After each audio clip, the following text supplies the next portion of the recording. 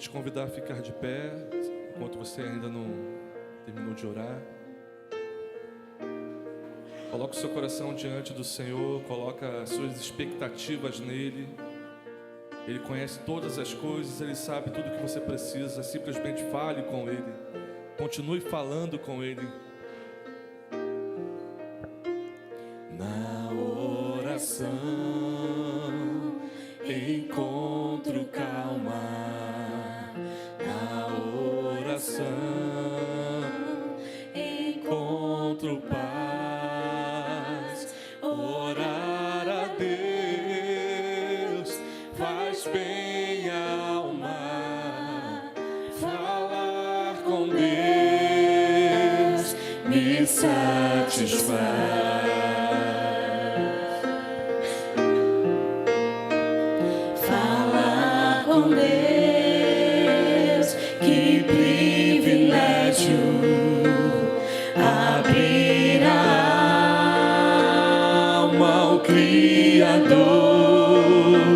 Sentir que os céus estão abertos e ouvir a voz do Salvador.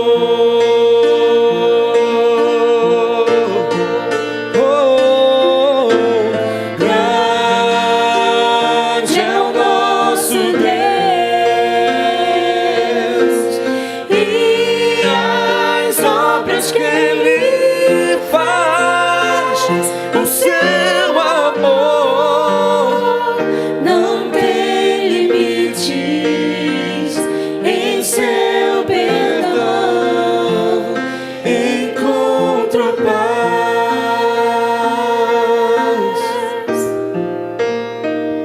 Falar com Deus é o que preciso, pois Ele é fonte de poder. Só nele a vida faz sentido, pois me dá forças pra viver. Sim, Senhor, grande é o nosso Deus e as obras que Ele faz, o seu amor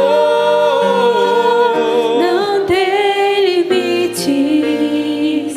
Em seu perdão encontro paz.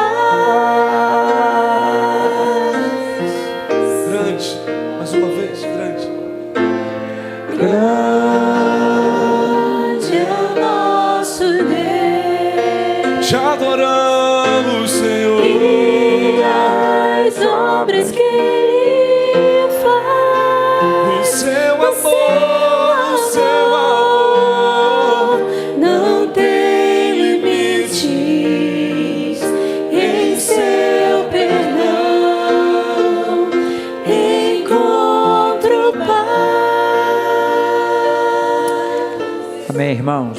Nós vamos orar. Vou convidar a irmã Elane Nolasco. Vem aqui, por favor. A irmã Elane vai estar orando. E nós vamos orar, irmãos, por tudo aquilo que nós colocamos diante de Deus aqui. Sobretudo para que a gente tenha a direção do Espírito de Deus, discernimento espiritual. Não é isso? Para a gente seguir a nossa vida honrando e louvando a Deus. Oremos. Pai, nós queremos te louvar e te agradecer, Senhor, pelo dia que tu concedeste a cada um de nós aqui. Queremos te louvar, Senhor, pelas tuas bênçãos, pelas tuas misericórdias, Senhor, que se renovam sobre as nossas vidas a cada dia.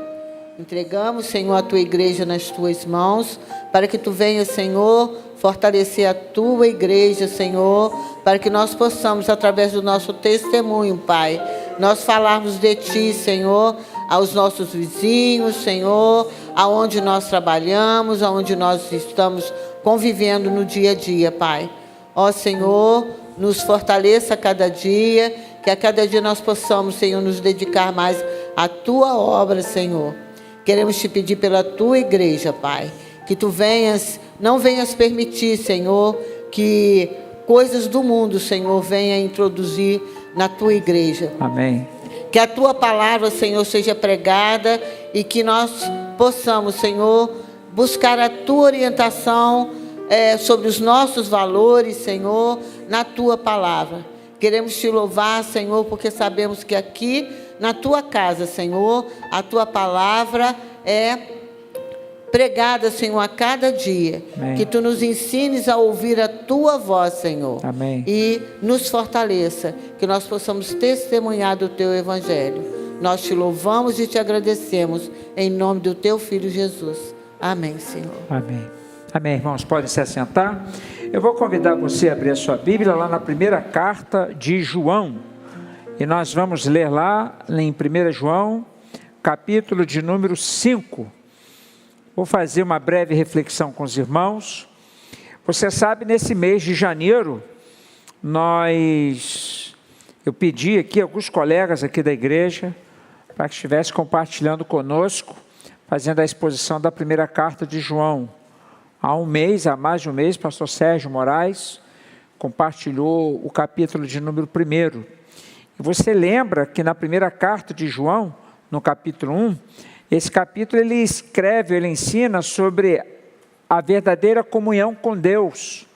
João diz no primeiro capítulo que essa comunhão, ela é manifesta através de uma vida que anda na luz e que confia na obra purificadora de Cristo. É a temática do capítulo 1. No capítulo 2, quem compartilhou conosco parte desse capítulo foi o pastor Rogério.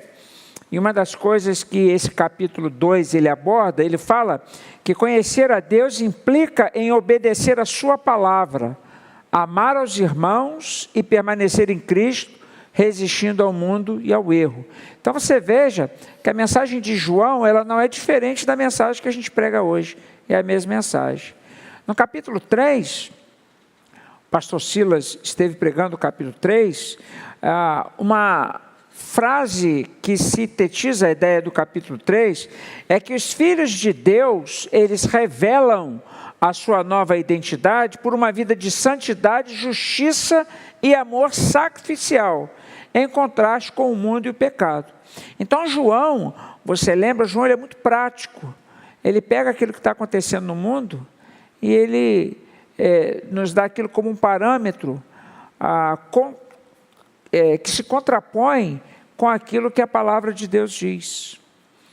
Eu conversava com uma pessoa hoje, ele não é um evangélico, mas ele me perguntou algumas coisas, e eu falei, a melhor maneira de nós estarmos preparados para as coisas falsas que tem no mundo é nós conhecermos a verdade. Eu falei assim, se você estuda a Bíblia, quando você ouvir alguma coisa aí fora diferente, o seu ouvido, aquilo vai soar diferente no teu ouvido. Você vai dizer, tem alguma coisa errada aí. Então, João, ele trabalha essa ideia. Na semana passada, o pastor Tiago, ele fez a abordagem dele no capítulo número 4. E o capítulo número 4 da primeira carta de João, uma das ideias que João escreve ali, é que a verdade cristã, ela se discerne pela confissão correta de Cristo e pelo amor que procede de Deus e se aperfeiçoa no mundo. Então, o pastor Tiago, semana passada, reiteradamente, ele falou aqui sobre a questão relativa ao amor cristão. Então, é isso que João vem fazendo, ele vem pegando essas ideias daquilo que vem acontecendo no mundo, ele vem mostrando ou ensinando para nós como a gente deve fazer. E aí, quando chega aqui no capítulo de número 5, ele vai começar com uma abordagem, tentando mostrar para nós de quais são as certezas ou as convicções que sustentam a nossa fé. Se você me perguntasse, o que eu posso fazer para eu ter uma fé sustentada? O que eu posso fazer para ter uma fé garantida? Um dos objetivos aqui, ou dos propósitos aqui do capítulo número 5, é levar a igreja a viver com segurança. E essa segurança dessa vida cristã, ela, na esteira dela, no bojo dessa segurança, isso vai permear no nosso coração um desejo de ser obediente a Deus e fiel ao Senhor, porque nós nos identificamos com Ele. Então, uma vez que a gente tem essa certeza da nossa fé, e daquilo que nós cremos como resultado final, isso nos leva a viver uma vida de obediência. Veja bem, dificilmente uma pessoa que crê na vida eterna, que crê na salvação final, a obediência vai ser um parâmetro constrangedor para ela. Ela não crê naquilo. Ela acha que ela vai viver a vida inteira. A gente fala de julgamento, de Deus julgar, colocar uns à sua direita, outros à sua esquerda, isso está lá em Mateus, né? A pessoa no final ela não crê naquilo. Ela não crê no final que a vida de pecado dela, que aquilo vai trazer consequências para ela.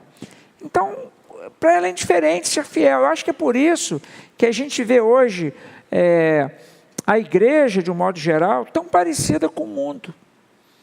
É por isso que a gente vê pecados que são condenados lá fora, mas que são praticados aqui dentro também, sem qualquer diferença. Sem qualquer diferença. Condutas que são mundanas, e a gente vê, não é? E de repente a pessoa não está preocupada com isso, porque ela crê no universalismo final, que no final todas as pessoas vão ser salvas. E aí João vem e ele vai diz para a gente assim, não é bem assim. Existe uma fé que ela é uma fé que ela vence o mundo. Agora, se a minha fé, ela não consegue vencer aquilo que o mundo está apresentando para mim, então eu tenho um problema grave. Concorda comigo? Eu tenho um problema sério. Se o meu coração está mais nas coisas mundanas do que nas coisas de Deus, se o meu tempo ele é despendido mais em coisas que são seculares, em coisas que são para o Senhor, então eu tenho um problema sério. Né? Então, nessa parte final, João ele vai falar dessas certezas que sustentam a vida pela fé. Por que nós devemos nos manter na fé? Essa é uma pergunta que eu vou tentar responder, que eu iria responder até 10 horas da noite. Preparei um sermão aqui segmentado em 5 partes, mas nós vamos falar só a primeira, né? Porque nós vamos até as 10. Então eu quero ler com você a primeira parte da primeira carta a João. Nós vamos ler do versículo 1 até o versículo de número 5. E o subtítulo da minha Bíblia fala: a fé que vence o mundo. Tem alguma versão aí que está escrito diferente, o subtítulo da sua Bíblia? Tem alguma versão diferente? A fé em Jesus e as suas consequências. A minha está: a fé que vence o mundo. Tem mais alguma, não? Vitória? Vitória sobre o mundo. Então é essa a ideia. É isso que João vai tratar no final. Como é que eu posso... Como é que está na sua aí, Léo? A mesma da irmã. A fé em Jesus e suas consequências. A fé em Jesus e suas consequências. Quais são as consequências da fé em Cristo? No que isso implica na minha vida? Porque veja bem, eu professar uma fé em Jesus e isso não mudar nada, é um problema. Não há distinção com o sujeito lá fora que diz não ter fé, que não crer para a salvação. Não há distinção, não há diferença para ele. Então João escreveu assim: todo aquele que crê que Jesus é o Cristo é nascido de Deus. E todo aquele que ama o que o gerou também ama o que dele é nascido. Nisto conhecemos que amamos os filhos de Deus, quando amamos a Deus e praticamos os seus mandamentos. Então você veja aqui que desafiador para nós. Qual é a maior evidência de que nós amamos a Deus?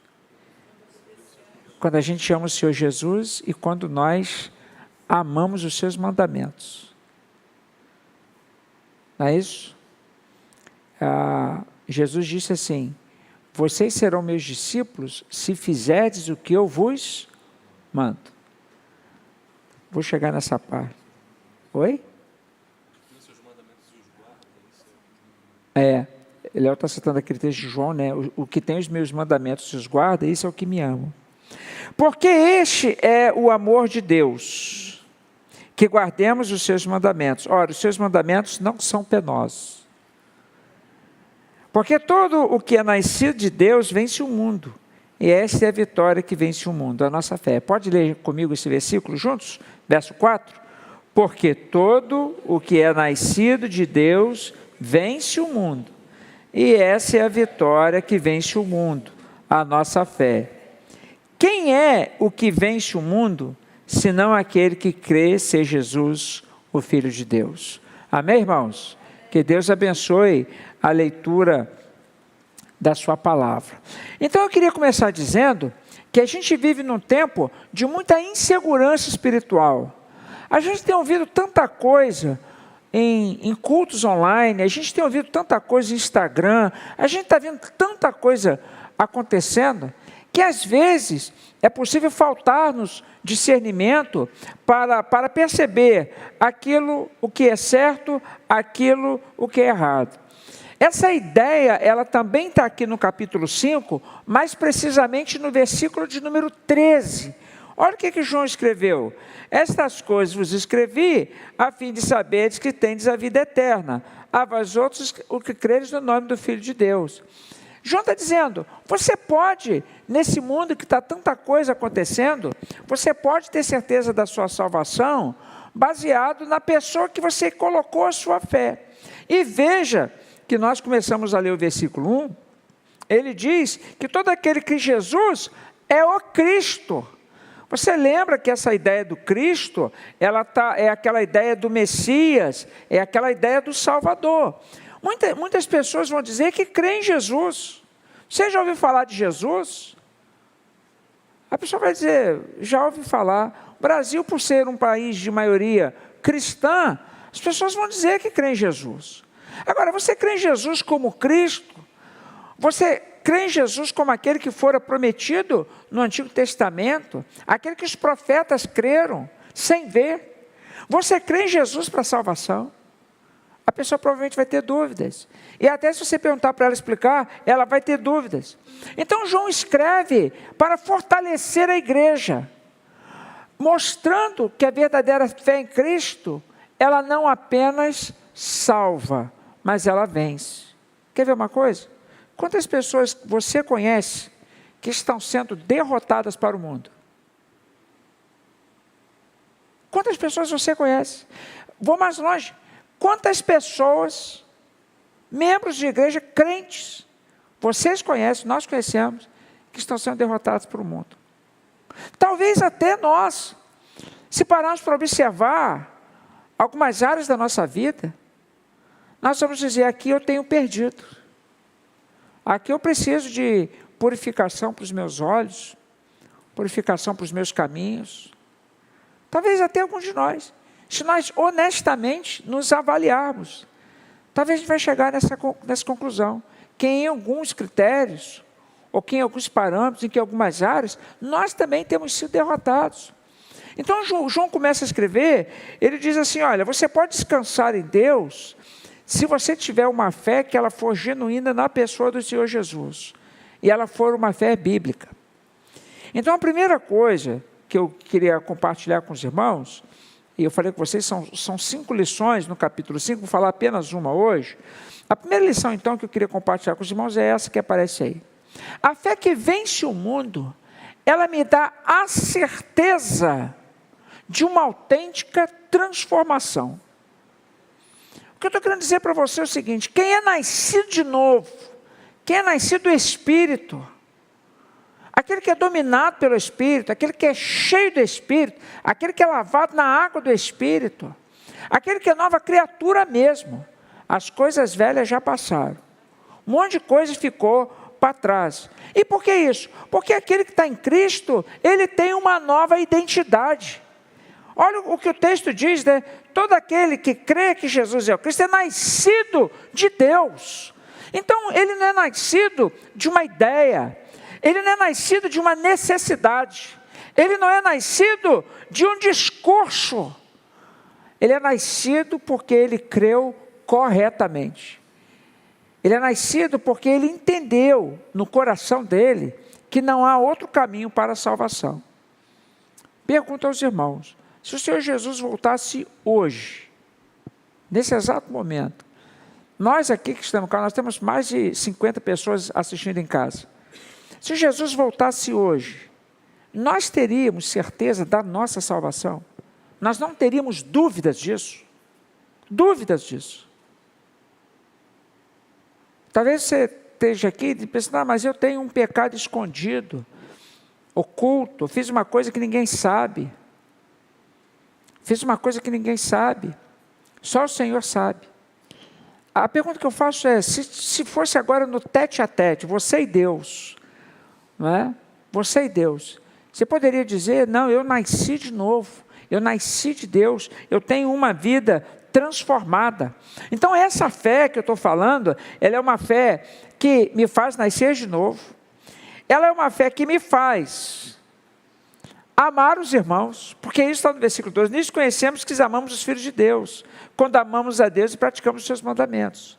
E essa é uma capacidade, uma capacitação que nós vamos ter também para obedecer os mandamentos. Então eu quero observar aqui rapidamente 4 coisas. A primeira coisa que eu quero observar é que a fé correta, ela gera um novo nascimento. Irmãos, nós podemos ser batizados por engano.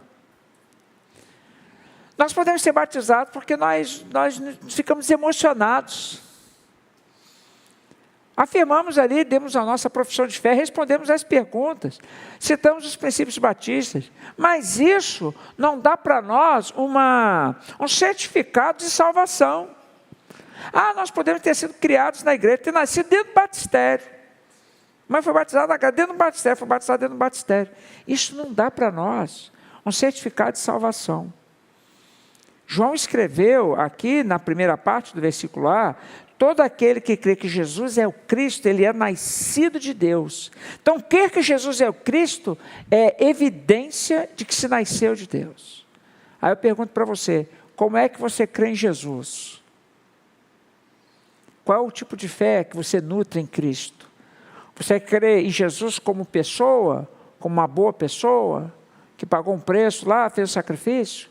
Ou você crê realmente que aquele sacrifício de Cristo, ele foi um sacrifício vicário para que você e eu pudesse ter certeza da vida eterna? Não, eu creio no Jesus, o Cristo, o Messias, aquele que veio de Deus. Uma outra coisa, o novo nascimento, esse nascimento, ele produz um amor, que ele é um amor visível. A segunda parte do versículo A e o versículo 2, ele trabalha essa ideia. Olha a segunda parte, a primeira parte do A. E todo aquele que ama o que o gerou, também ama o que dele é nascido. Nisso conhecemos que amamos os filhos de Deus, quando amamos a Deus e praticamos seus mandamentos. Deixa eu falar uma coisa para você. Uma das evidências de que temos um amor altruísta, uma das evidências de que nós temos um amor que é bíblico, é quando a gente ama o nosso próximo e quando a gente ama os mandamentos do Senhor. Pode parecer simples, né? Eu perguntaria a você, você ama uma alma sem Cristo? Você ama uma alma sem Cristo? Vou dar um exemplo prático aqui. Às vezes a gente anda aí pela rua, a gente vê um bêbado caído no chão, ou vê uma pessoa cambaleando, ou está passando de carro e vê uma pessoa cambaleando, às vezes a gente ri, olha ali, o cara está maluco, aí, cai. E a gente fica olhando aquilo, e a gente se esquece que aquele sujeito ali, aquela mulher, aquele homem, é uma criatura de Deus.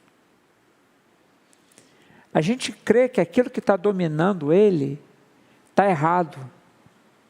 Porque a Bíblia ensina que nós devemos ser dominados. Não é isso que a Bíblia fala? É isso que a Bíblia fala.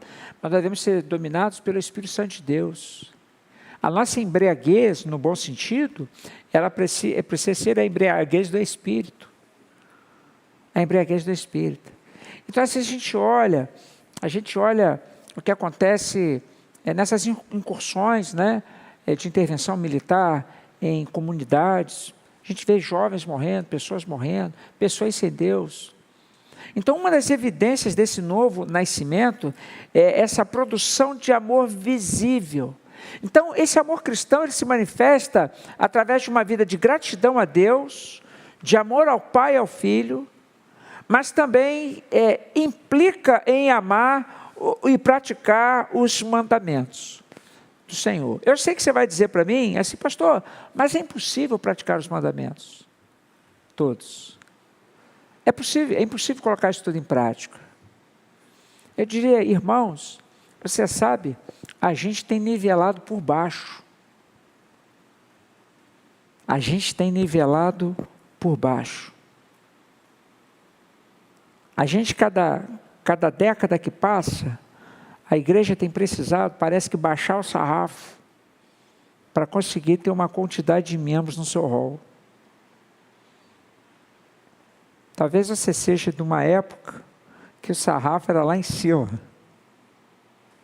Mas o problema é que quem coloca o sarrafo não é a igreja. Concorda comigo? Quem coloca o padrão é a palavra de Deus. A palavra de Deus coloca o padrão. É a palavra de Deus que dita o nível do negócio. E tem alguns versículos na Bíblia que às vezes causam preocupação na gente. Eu não sei se acontece com você, de você ler um versículo e aquele versículo te causar preocupação. De você ler e dizer assim, rapaz, esse versículo aqui me causa preocupação. Por exemplo, esse versículo aqui me causa preocupação. Esses versículos que dizem assim, você vai ser meu discípulo se você fizer o que eu mando você fazer. Não é? Aí eu fico olhando assim, rapaz, tem tanta coisa que eu preciso lutar para colocar em prática. Aí quando eu vou ler, por exemplo, aqueles textos lá de Gálatas, que fala dos frutos do Espírito, e aí o texto fala de alegria, de amor, de longanimidade, até aí a gente vai bem. Mas aí tem uma hora que ele fala de domínio próprio. E aí tem uma hora que ele fala de você ser paciente. E aí a gente vai se deparando com alguns textos nas Escrituras, e a gente diz assim, poxa, isso aqui ainda não é uma realidade na minha vida. E aí João vira e fala assim, olha, você pratica os mandamentos, coloca os mandamentos em prática. Não é? Porque veja bem, falar de discipulado é muito fácil. É muito fácil falar de discipulado.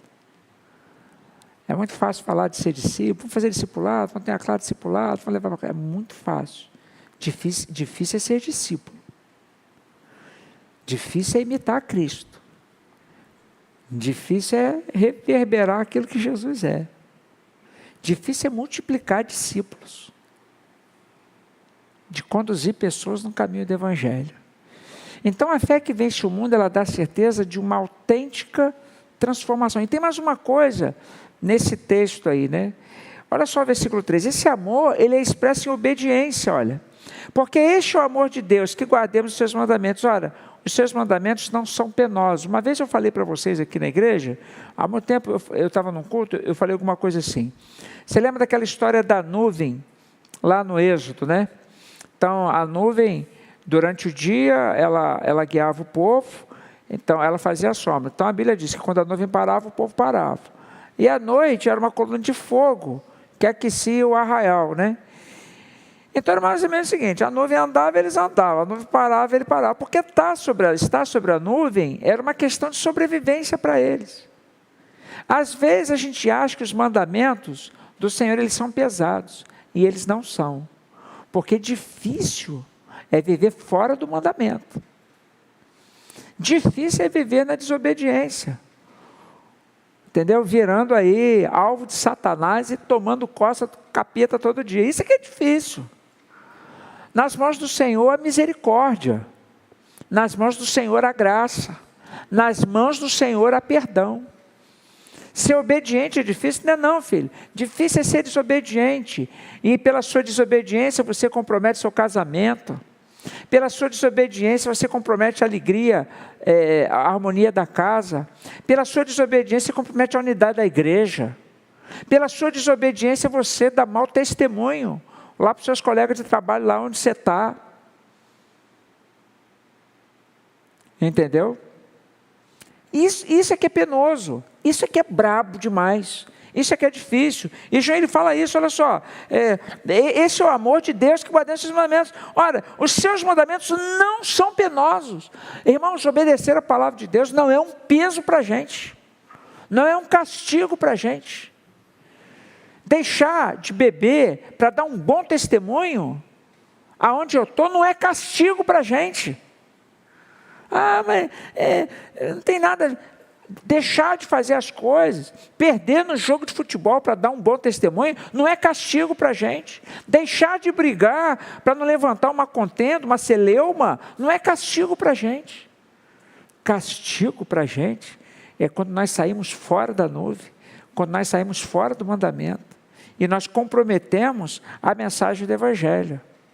Então João ele vai falando sobre isso. E aí no versículo 4 e no versículo 5, ele diz que esse nascimento verdadeiro é o nascimento que faz vencer o mundo. Olha o versículo 4. Porque todo que é nascido de Deus, ele vence o mundo. Todo que é nascido de Deus, ele não é mundano. Ele está no mundo, mas ele não é mundano. O que é nascido de Deus, ele vence, na minha cabeça, tranquilamente a proposta que o mundo faz. Ele não é dúbio, como Reis diz, Elias diz para o povo lá em Reis, ele não cocheia entre dois pensamentos. Ele não está com o pé aqui no culto, está no meio do culto aqui assistindo o culto, mas ao mesmo tempo está assistindo o jogo de futebol porque o time dele está jogando. Então ele está aqui, mas está lá. Sabe como a pessoa que está dividida, ela não está aqui. A fé que vence a fé daquele que é realmente nascido, ela vence o mundo. E aí ele vira e fala no final do verso 4, e essa é a vitória que vence o mundo, a nossa fé. A pergunta que nós temos que fazer, que eu tenho que fazer, essa é a minha fé, ela é uma fé bíblica. É se eu sou nascido de novo. A pergunta que eu preciso fazer, e eu preciso fazer comigo. Então eu digo para você, a vitória, ela é possível. Olha o que a Bíblia diz. Quem é que vence o mundo? Senão aquele que crê ser Jesus, o Filho de Deus. Então a nossa vitória, ela é possível. Mas ela é possível se nós colocarmos a nossa fé na pessoa certa. Ela é possível se nós inclinarmos o nosso coração aos mandamentos do Senhor.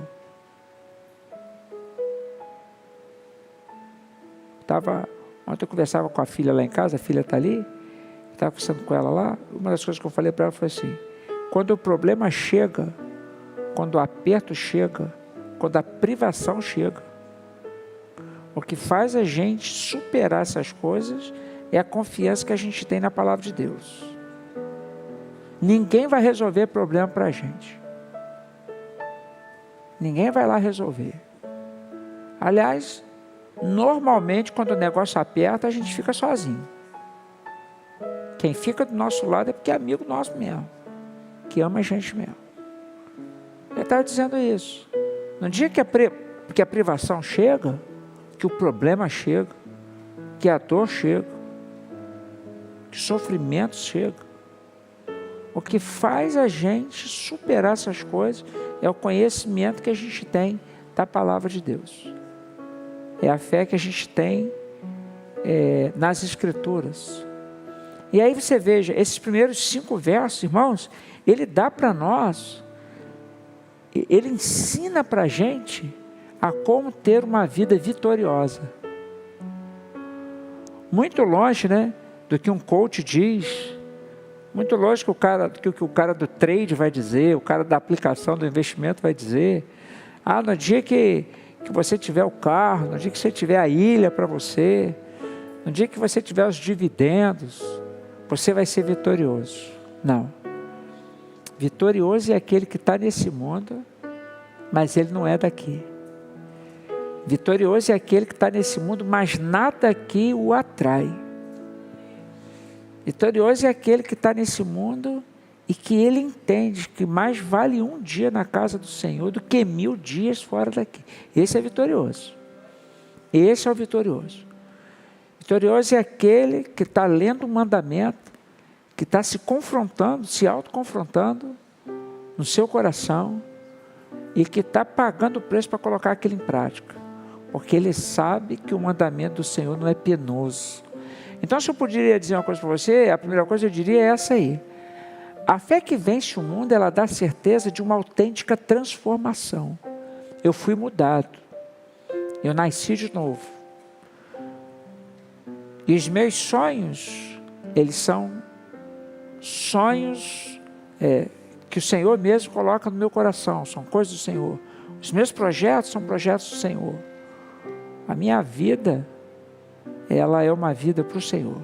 Então eu gostaria de encorajar os irmãos a viverem uma fé assim, a terem uma fé assim. Se de repente a sua fé ainda não é assim por alguma razão, ou você não sabia disso, que nessa noite o seu coração ele possa ser convergido para isso. Nós vamos cantar uma música que ela diz assim: minha fé não está firmada nas coisas que pode fazer. Eu aprendi a te adorar pelo que o Senhor é. Entendeu, irmãos? Não é pelo que a gente ganha, não é se a gente vai ter templo grande ou pequeno, isso não importa. Isso, assim, não menosprezando, mas isso é uma bobagem. Não importa se nós vamos ser 1.000, 2.000, 10.000, isso não importa. O que importa é que nós um dia nascemos de novo e nós adoramos a Deus por aquilo que Ele é. E aí a gente descansa. Amém? Vamos colocar de pé? Vamos louvar a Deus cantando esta música?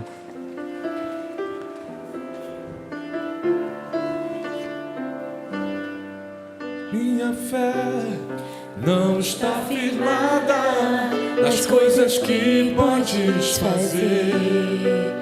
Eu aprendi a te adorar pelo que és.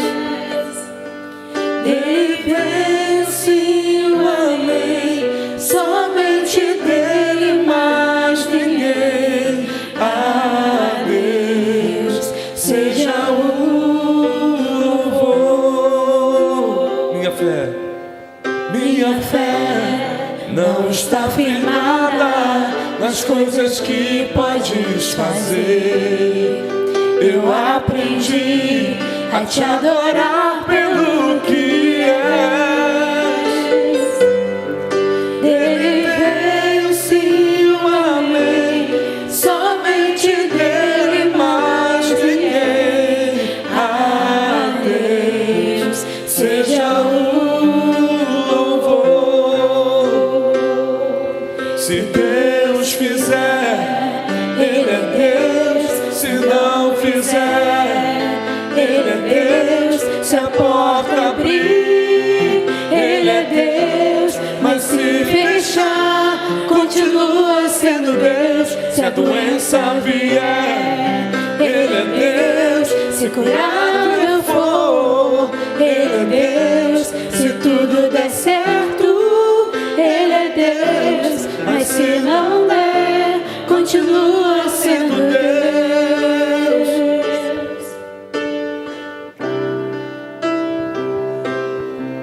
Não adoro pelo que Ele faz, Eu adoro pelo que Ele é.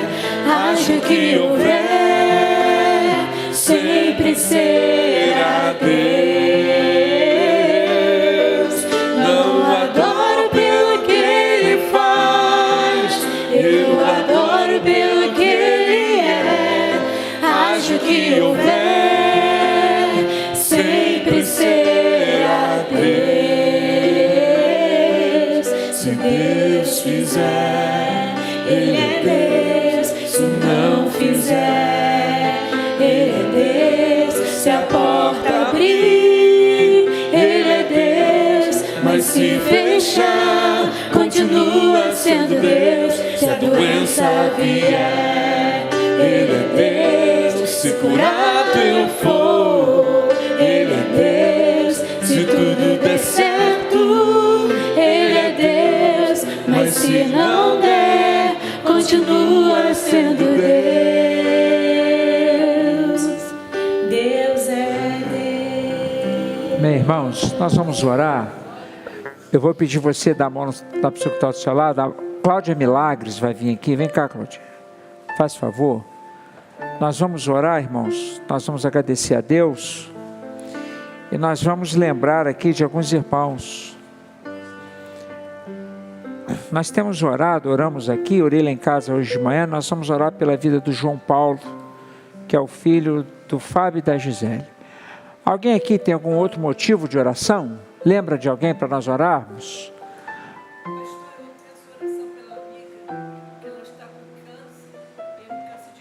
Tá. Como é que é o nome dela? Camila, irmã Jadir. Diva, vamos orar pela irmã Diva. Fala, Fátima. Pelo sobrinho da Fátima, Tiago. A Carol, pastor. Vamos continuar orando pelo irmão Rubens, pelo Edson. Vamos lembrar de orar pela irmã Alcinete, né? A irmã Alcinete colocou o marcar. Eu estive lá visitando a Alcinete ontem. Fala, meu irmão. Isso, vamos orar pela esposa do nosso irmão, a Tamara. Vamos lembrar de orar pela Carol também, né? Que está se recuperando aí.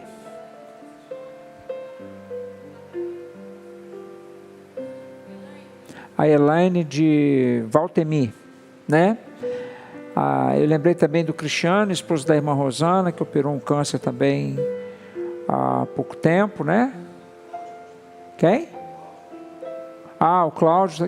Pastor Franco. O Cláudio também, né? Está com uma questão na cabeça. A irmã Climéria. Muitos irmãos, né? Então nós vamos orar. Você na sua fala, Marlos. A irmã Climéria, né? Então tá bom. Nós vamos orar, Claudinha vai orar. Nós vamos colocar os nossos irmãos diante de Deus. Oremos. Senhor, nós te louvamos. Agradecemos o seu santo nome, por quem o Senhor é. Agradecemos, Senhor, a ministração da sua palavra nessa noite, ó Deus. Obrigada, Senhor, pela fé que o Senhor colocou no nosso coração. Em um dia, Senhor, termos sido alcançados pelo seu infinito amor. Obrigada, Senhor, porque aceitamos Jesus como nosso único Senhor e Salvador. Obrigada, Senhor, porque esse fato, Senhor, tão maravilhoso, fruto de sua graça e misericórdia, transformou de maneira tão especial as nossas vidas, Pai. Muito Amém. Obrigada porque estamos aqui reunidos como corpo de Cristo. Amém. Em agradecimento, Senhor, em gratidão por tudo aquilo que o Senhor é e pelos benefícios, Senhor. Coloca em nós, Senhor, sempre a motivação de louvá-lo por quem o Senhor é. Tudo aquilo que acontece na nossa vida, de bom, de ruim. Ó Deus, o Senhor tem a última palavra, o Senhor sabe todas as coisas. Que tenhamos sempre esse discernimento, ó Deus, de nos colocarmos em dependência, em obediência, Senhor, exercitando a nossa fé diariamente. E agora, de maneira muito especial, Senhor, nós queremos lembrar daqueles que carecem, ó Deus, de um socorro, de uma graça toda especial na área de saúde, Senhor. O Senhor ouviu cada nome que foi colocado aqui nessa reunião, Senhor, nesse culto. O Senhor ouviu pessoas que estão enfrentando enfermidades difíceis, Senhor, muitas vezes carecendo de um socorro, de um diagnóstico, de um tratamento específico. Mas eu creio que o Senhor conhece cada situação, Senhor. Amém. O Senhor pode receber cada nome no seu trono de graça e de misericórdia, e que o Senhor cumpra o seu querer, Senhor, a sua vontade soberana na vida de cada um deles. Nós continuamos, Senhor, nos colocando na sua presença, Amém, intercedendo, Deus, clamando, porque cremos, Senhor, que dependemos de Ti em todo o tempo. Amém. Dependemos do seu favor. Muito obrigada, Senhor. Muito obrigada por esse tempo em que estivemos reunidos aqui. Obrigada pela sua palavra, Senhor. Amém, que possamos praticá-la todos os dias.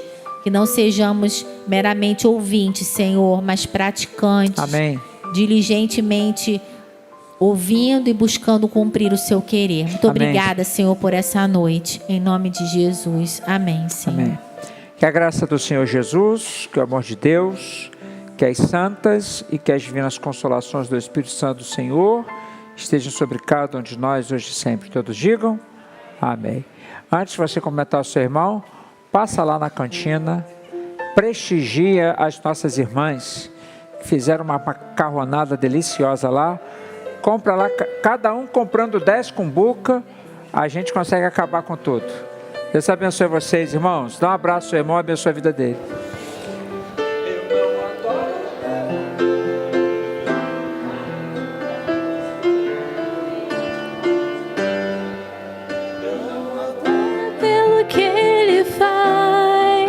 Eu adoro pelo que Ele é, acho que houver, sempre será Deus.